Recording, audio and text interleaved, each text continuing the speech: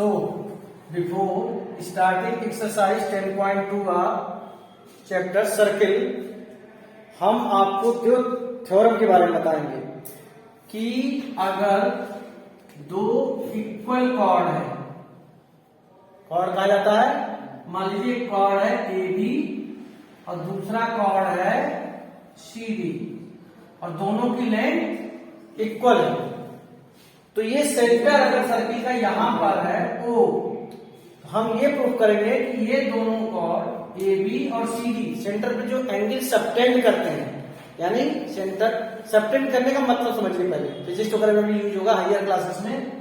ए और बी के दोनों के एंड को आप यूं ज्वाइन कीजिए, एक भी ज्वाइन किया और एक एंगल बनाए और फिर ऐसे सी और डी को ज्वाइन कीजिए। ठीक है, हमें प्रूव क्या करना है कि अगर ये कॉर्ड इसके इक्वल है, ए बी सी डी के अगर इक्वल है तो ये एंगल भी इसके इक्वल होगा। तो मैं यहां पर बहुत इजीली जो आप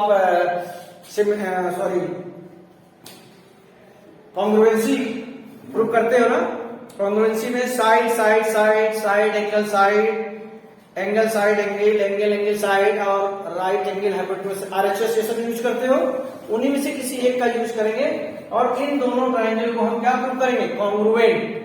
क्या प्रूव करेंगे, कैसे लिखा जाएगा, in triangle A O B and triangle C O D, A O is equal to C O. A O C O क्यों इक्वल है, रेडियाई या सर्किल। कल पिछले वीडियो में मैंने आपको एक चीज नहीं बताई थी कि रेडियस, सिंगल रेडियस हो, सिंगल रेडियस और मोर देन वन रेडियस हो तो sir radii, plural of the radius is radii, RADII, radii of circle. तो किसी भी सर्किल के जो रेडियस होते हैं वो आपस में इक्वल होते हैं ना, ये वाला रेडियस इसके इक्वल होगा। सिमिलरली सेम रीजन ये होगा, BO is equal to DO, BO is equal to DO, ये रीजन होगा रेडियाई या सर्किल। और AB is equal to CD क्यों होगा, ये गिवन है, यही तो दिया है कि अगर कॉर्ड इक्वल हैं तो सेंटर पे जो एंगल सबटेंड कर रहे हैं वो एंगल भी इक्वल होंगे। तो कौन सा यहां पर क्राइटेरिया लग गया, by side side triangle AOB congruent to triangle COD और कॉन्ग्रुएंट हुए तो अगर मैं इसको θ1 मानूं, इसे θ2 मानूं, जिसे आप अभी तक कहते आए हैं angle AOB, AOB is equal to angle COD, जिसको θ1 इज इक्वल टू θ2।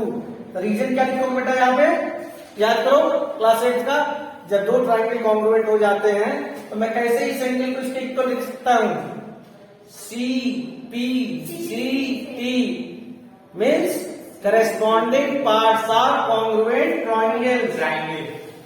CPCT जो हम यूज करते हैं वो मैं आपको बताना चाहूंगा, इसका क्या मतलब है। CPCT corresponding parts of congruent means बिल्कुल एक जैसे ट्रायंगल्स। कॉन्ग्रुएंट का मतलब क्या होता है कि जैसे ब्लेड्स हैं, एक पैकेट में 5 ब्लेड्स हैं तो सारी ब्लेड्स एक जैसी होती है कि नहीं। आपके रजिस्टर में जो रजिस्टर आप यूज कर रहे हो उसमें जो पेजेस हैं वो सारे एक जैसे हैं कि नहीं, सेम कॉन्ग्रुएंट। कॉन्ग्रुएंट मीन्स जिनका शेप और साइज सब कुछ एक जैसा, उसे कॉन्ग्रुएंट कहा जाता है। ठीक है, तो यहाँ पर CPCT जो आप लिख देते हो, इसलिए लिख देते हो कि आपको बताया जाता है कि CPCT लिखो और कॉन्ग्रुएंट प्रूव करने के बाद उसका एक्चुअल में आपको मीनिंग में आना चाहिए। अगर दो लोग हैं, मैं कह रहा हूं कि ये दोनों ट्विंस हैं और बिल्कुल एक जैसे हैं, तो ट्विंस हैं एक जैसे हैं तो उसका राइट हैंड साइड उसके राइट हैंड साइड के बराबर होना है, उसका राइट हैंड साइड उसके लेफ्ट हैंड साइड के लेग के बराबर होगा। हाथ का कंपेरिजन, राइट हैंड साइड का कंपेरिजन आप राइट हैंड साइड से तो करोगे और लेफ्ट हैंड का लेफ्ट हैंड के राइट हैंड साइड का ईयर से कंपेरिजन करने लग जाओगे। उसी चीज को कहा जाता है corresponding parts of congruent triangles. अब इसी चीज को जरा उल्टा करो, इसी थ्योरम को उल्टा करो। अभी सीधा क्या था कि कॉर्ड इक्वल थे और एंगल आपने इक्वल प्रूफ किया। समझो बात को, कॉर्ड इक्वल दिए हुए थे और आपने एंगल इक्वल प्रूफ किया साइड साइड साइड से। अब यहीं पर मैं इस चीज को उल्टा करना, कैसे देखना है।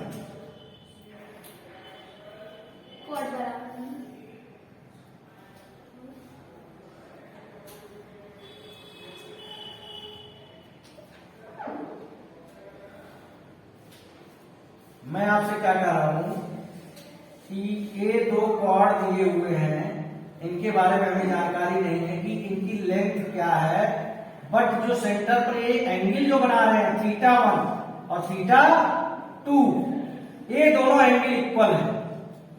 मेरी बात समझो, यहां पर क्या था, दोनों को मैं साथ साथ लिख रहा हूं। आपकी एनसीईआरटी बुक में थ्योरम 10.1 और 10.2 करके दिया हुआ है, ठीक है। इधर देखिए, यहां पर ये चीज इक्वल दे रखी थी, आपको यहां पर यही दोनों चीज इक्वल प्रूफ करनी है। यहां पर आपको क्या प्रूफ करना था कि θ1 θ2 इक्वल है। यहां गिवन क्या, θ1 θ2 के इक्वल है। बहुत इजी हो गया। कैसे बहुत इजी हो गया मैं आपको बता रहा हूं। फिर से वही लिखेंगे आप, इन ट्राइंगल AOBNCOD लिखा, इसका मैं प्रूफ कर रहा हूं। इतना लिखने के बाद आप पहली लाइन क्या लिखोगे, ध्यान से देखो, AO is equal to CO, radii या सर्कल। दूसरी लाइन क्या होगी, इस बात का ध्यान रखना, यहां लिखने में आपसे गलती हो सकती है। θ1 इज इक्वल टू θ2। θ1 जिसको मैं कह रहा हूं उसको आप क्या कर सकते हैं, angle AOB is equal to angle COD। ये गिवन है कि नहीं। और तीसरी चीज क्या लिखोगे, फिर से वही बात आ रही है, BO is equal to DO। BO is equal to radii या सर्किल। अब कौन सा यहां पर क्राइटेरिया यूज हुआ है, बाई क्या, side angle side angle side. Class 8 में आपको सिखाया गया है साइड एंगल साइड का मतलब होता है, कई बच्चे कहते हैं कि सर कोई दो साइड और एक एंगल पार्शियली करेक्ट है। कोई दो साइड और एक एंगल, ये जो सेंटेंस आप कह रहे हो ये पार्शियली करेक्ट है। एक्चुअली क्या करेक्ट है, दो साइड जो इक्वल हैं उनके बीच का इंक्लूडेड एंगल इक्वल होना चाहिए। उन दो साइडों के बीच जो एंगल आ रहा है वो एंगल इक्वल होना चाहिए। वही यहां पर है कि नहीं, ये साइड इसके और ये वाला साइड इसके और ये वाला साइड इसके इक्वल है, इनके बीच का एंगल ही तो इक्वल है ना, तभी तो side angle side by side angle side, ये दोनों ट्रायंगल कॉन्ग्रुएंट हो जाएंगे। और जैसे कॉन्ग्रुएंट होंगे आप लिखेंगे क्या, AB is equal to CD reason. फिर से वही बात CP। तो दोनों थ्योरम में आपको बस इतनी बात ध्यान रखनी है कि एक में साइड का यूज हुआ है और दूसरे वाले में साइड एंगल साइड। दोनों थ्योरम आपको समझ में आ गई हैं, ठीक है। अब थ्योरम के बाद हम एक्सरसाइज में एंट्री करेंगे। किस में एंट्री करेंगे हम, एक्सरसाइज में।